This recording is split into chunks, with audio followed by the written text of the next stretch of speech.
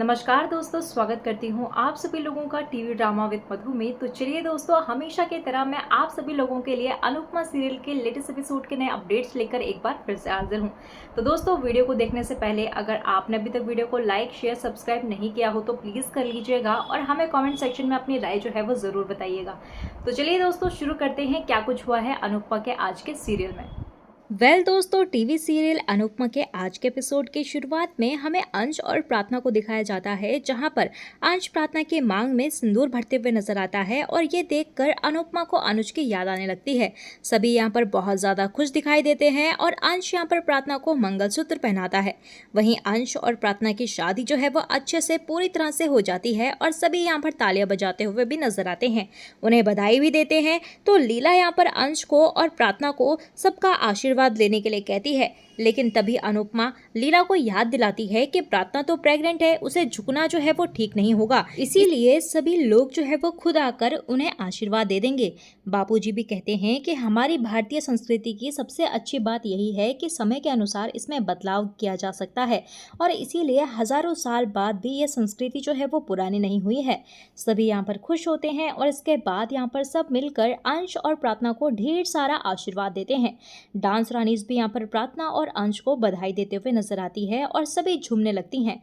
राही यहाँ पर उदास हो जाती है क्योंकि अनुपमा डांस रानीज के साथ बहुत ज्यादा खुश दिखाई देती है और तभी यहाँ पर हम अनुपमा को देखते हैं, जहाँ पर वो अंश और प्रार्थना को समझाते हुए नजर आती है कि तुम दोनों जो है वो हमेशा एक दूसरे के साथ चलना, चाहे खुशी हो चाहे दुख हो, लेकिन हमेशा साथ रहना और यही असली शादी है। और कहते हुए नजर आती है कि इस सफर में पति पत्नी को मिलकर जिम्मेदारियां उठानी चाहिए और हर हालत का सामना साथ करना चाहिए। सभी यहाँ पर अनुपमा की बातें सुनकर बहुत ज्यादा खुश होते हैं। इसी बीच यहाँ पर लीला जो है वो विदाई की रस्म के लिए कहते हुए नजर आती है और जसप्रीत और भारती कहते हैं कि प्रार्थना तो पहले से ही शाह हाउस में रह रही है, लेकिन लीला यहाँ पर समझाती है कि नई शुरुआत के लिए विदाई की रस्म जरूरी है। लीला यहाँ पर सुझाव देते हुए नजर आती है कि प्रार्थना जो है वो इस घर से विदाई लेकर मोहल्ले के मंदिर में दर्शन करेगी और वापस इसी घर में गृह प्रवेश करेगी और ऐसे करने से जो है यहाँ पर परंपरा भी बनी रहेगी। सभी यहाँ पर जाने लगते हैं तो तभी राही बीच में कहती है कि अभी एक रस्म बाकी है। अनुपमा पूछती है कि कौन सी रस्म है, तो राही कहती है कि अंश के जूते छुड़ाने की रस्म बाकी है। इसी बीच यहाँ पर जिग्नेश आता है तो उसके पैरों में अंश अपने जूते देखता है। सभी यहाँ पर जिग्नेश से जूते छीनने लगते हैं और दौड़ते हुए नजर आते हैं और पूरा माहौल जो है वो डांस में बदल जाता है। तभी तोशु और अनुपमा डांस करते हैं और राही को छेड़ते हैं और तभी हम देखते हैं कि राही और अनुपमा के बीच में रस्सी खींचने का मुकाबला होता है, जहाँ पर राही तो मुकाबला जीत जाती है और जूते ले लेती है। सभी यहाँ पर बहुत ज्यादा खुश दिखाई देते हैं तो राही यहाँ पर जिद करती है कि उन्हें जूतों के बदले 20,000 रुपए चाहिए और तभी यहाँ पर अंश तो साफ मना कर देता है, लेकिन माही परी और राही के बीच में जमकर मोलभाव होता है। आखिरकार अनुपमा अपनी समझदारी से अंश को कहती है कि अपनी बहनों को 5,000 दे दो। अंश उन्हें पैसे दे देता है तो राही पैसे लेकर खुश होती है और इसी बीच हम यहाँ पर राही को देखते हैं, जहाँ पर राही जो है वो पैसों का हिस्सा आधा जसप्रीत को भी दे देती है।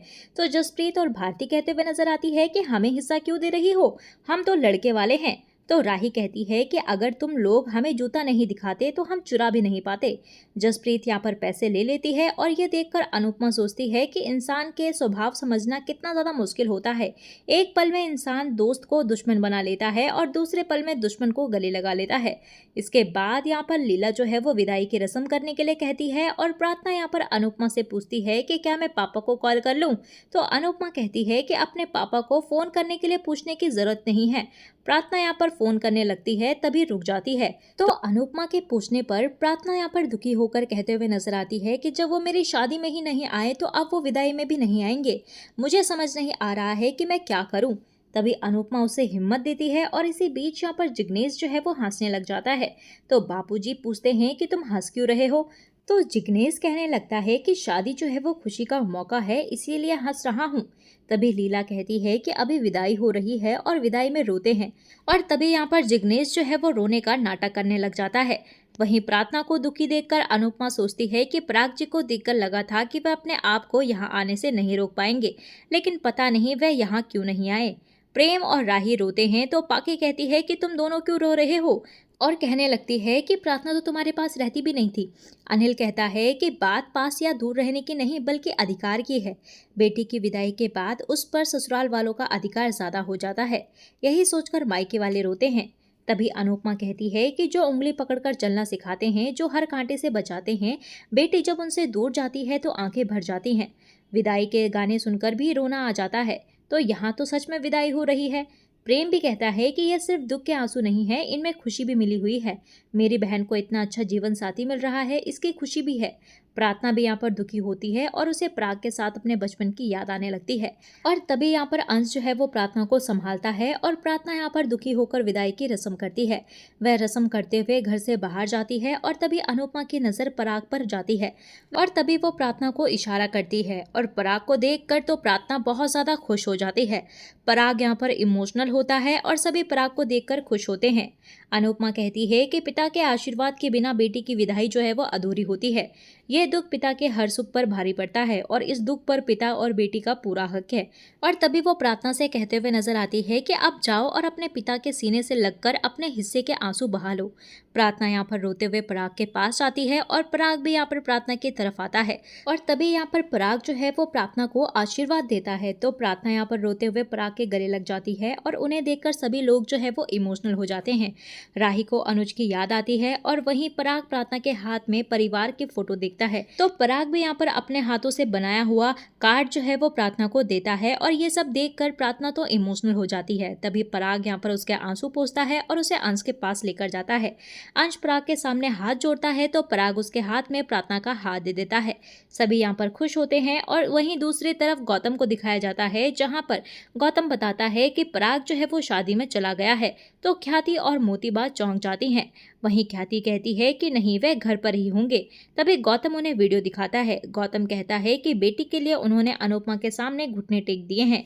तो ख्याति यहाँ पर गुस्से में कहती है कि अनुपमा फिर से जीत गई।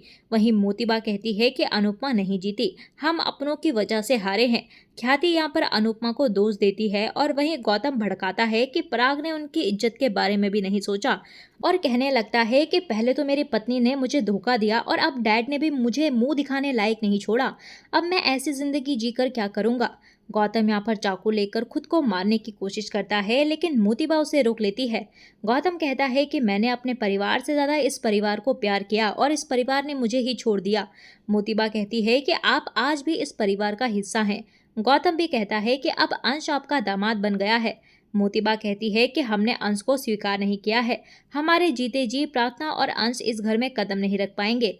तभी मोतीबा यहाँ पर ऐलान करती है कि हम आपको इस घर के बेटे के रूप में स्वीकार करते हैं और बेटे होने के हक से आप इसी घर पर रहेंगे। भले ही हमें पराग के खिलाफ जाना पड़े, लेकिन हम प्रार्थना के बच्चे को भी इस घर में लेकर ही आएंगे। यह सुनकर तो गौतम जो है वो बहुत ज्यादा खुश होता है और गौतम सोचता है कि अब प्रार्थना को हमेशा रोना पड़ेगा और प्रार्थना के साथ अंश, अनुपमा और पूरा शाह परिवार जो है वो रोएगा। इसी के साथ दोस्तों एपिसोड जो है वो खत्म हो जाता है। तो दोस्तों आपको आज का एपिसोड कैसा लगा और मोतीबा को देखकर आप में से कितने लोगों को गुस्सा आ रहा है, आप हमें कमेंट सेक्शन में ज़रूर बताइएगा। चलिए दोस्तों, मिलते हैं आपको नए एपिसोड में नए अपडेट के साथ। तब तक के लिए नमस्कार। वीडियो पसंद आई हो तो वीडियो को लाइक, शेयर, सब्सक्राइब ज़रूर कीजिएगा।